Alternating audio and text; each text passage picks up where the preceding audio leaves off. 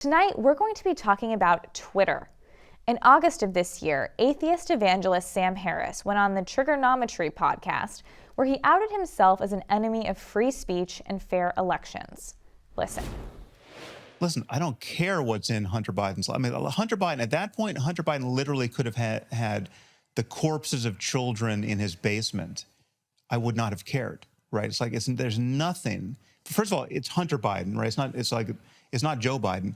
But even if whatever scope of Joe Biden's corruption is, if we could just go down that rabbit hole endlessly and understand that he's getting kickbacks from Hunter Biden's deals in Ukraine or wherever else, right, or China, it is infinitesimal compared to the corruption we know Trump is involved in.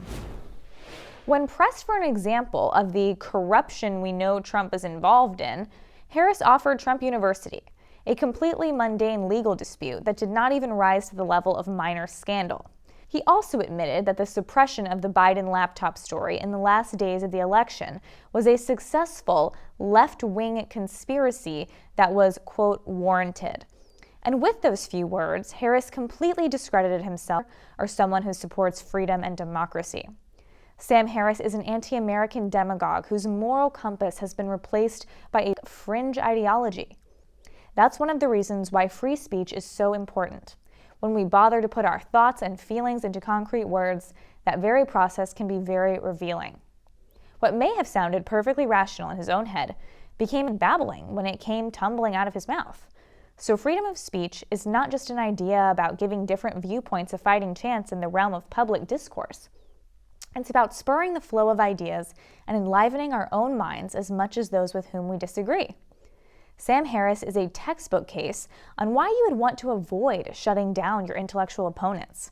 He's known for his rationality and ability to advocate for his beliefs, but that does not save him from becoming the avatar for the unprecedented tyranny which grips our country today.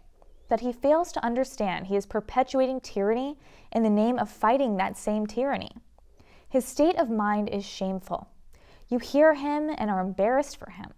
But as a private citizen trapped in his illusions, Sam Harris can hardly be described as a threat to the republic. The problem is, when it comes to our government, Sam Harris's moral ambivalence is not the exception, but the rule. Which brings us back to the issue of censorship through media control, especially as this relates to social media.